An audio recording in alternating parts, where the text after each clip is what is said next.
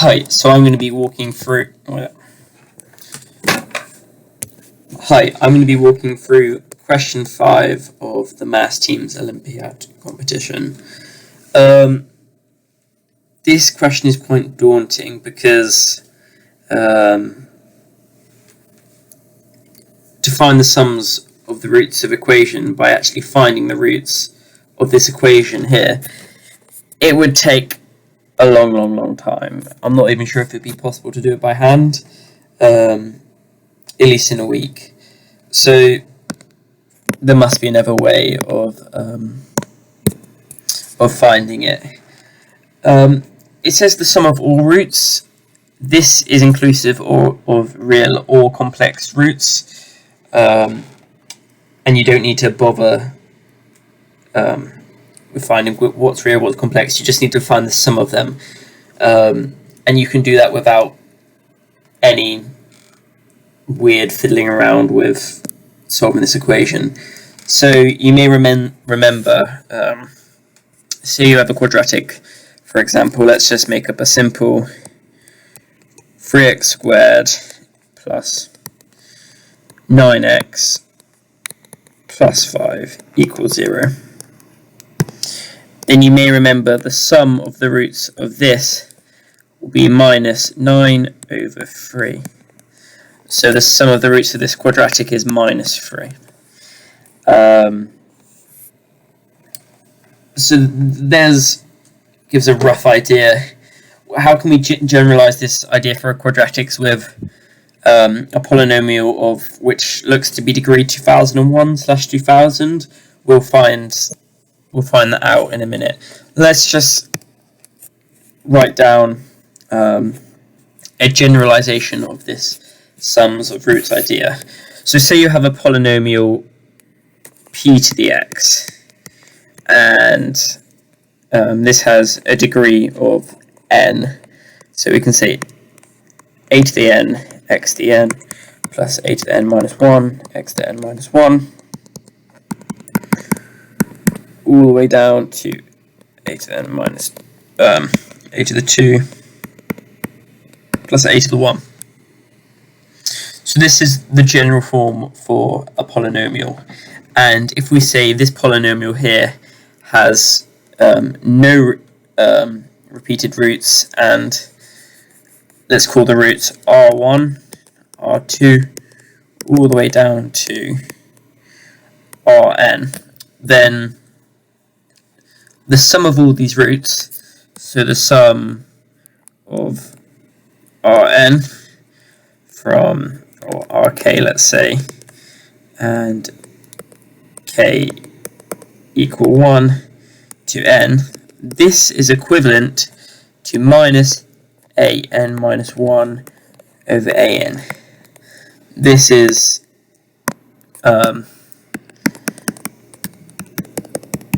a fact, you could say, and this can be derived, it can be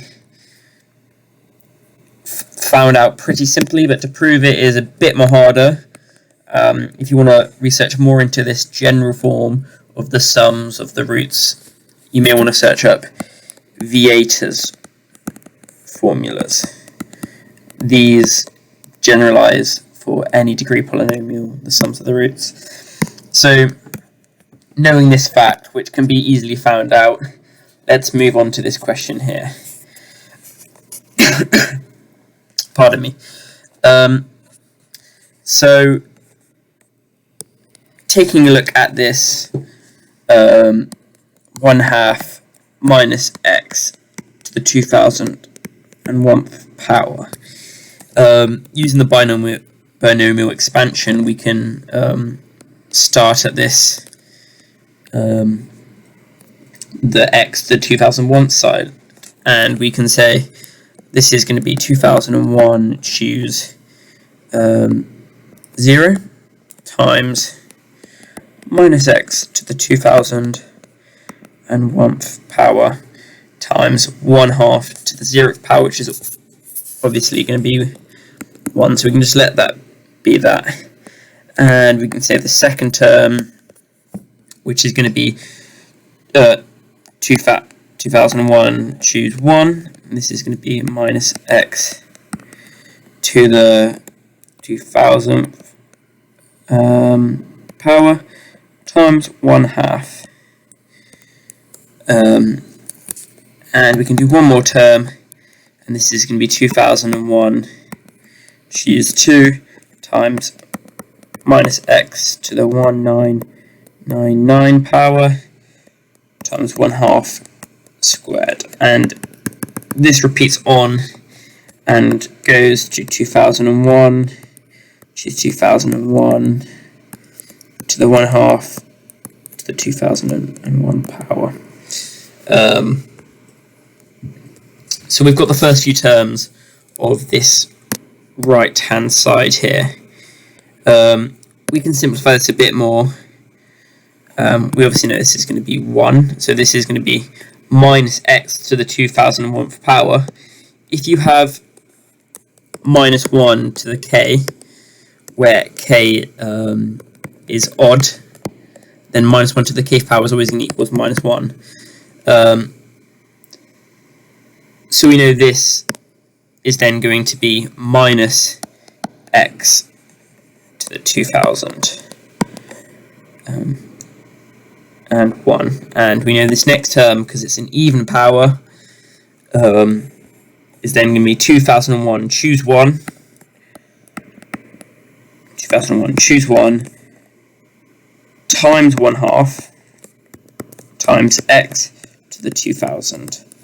And if you consider this last term, then this is going to be 2001, choose 2000.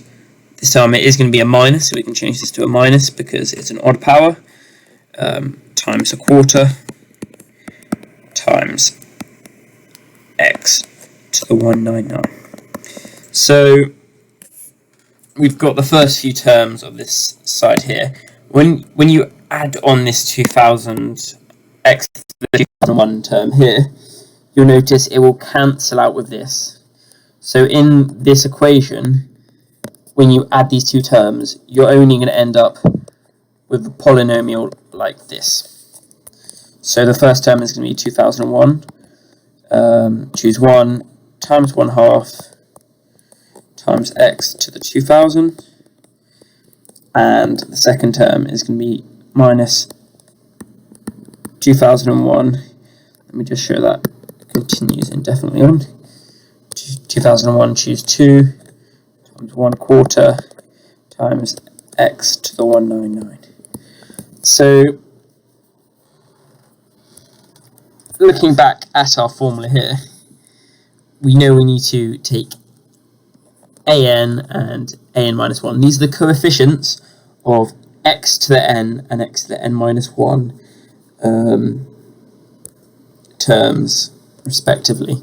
So the coefficient of, let's write this in a nice fancy colour here, we know that an, which is the coefficient of x to the 2000, this is equal to 1/2 2001, choose 1. And we know that an minus 1 is going to be the coefficient of x to the 1999, is going to be minus 2001, choose 2, times 1/4. So we can do some more simplifying, and we say this is going to be 1/2. Well, if we recall that n, choose r, is equal to n factorial over n minus r factorial times r factorial, well then this is going to be times 2001 factorial over 2000 factorial times 1 factorial. This is pretty clear that if you write out the factorial as the product of the numbers from n to 1, then if n is 2001 factorial, no, if n is 2001 and you've got divided by 2000 factorial, well then all the numbers will cancel out because you're dividing and they'll cancel. I'm not going to show that, but I'm pretty sure it's pretty clear. So this is just going to simplify down to 2001 over 2. And the 2's come over from all the cancelled, so it's just 2001 over 2. In this case here, we've got minus 2001 factorial over, well, 2001 minus 2 is going to be 199 factorial, 1999 factorial, over 2 factorial, and that's going to be times by a quarter. This will simplify down to, it's going to cancel all the numbers from 199 down to 1 inclusive, so on the numerator it's just going to leave 2001 times 2000 over 2 times 4, which is 8, over 2 times 4, which is 8.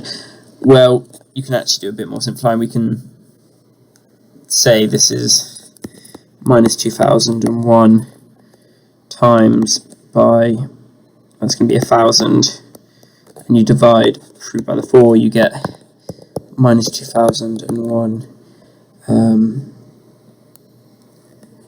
times 250.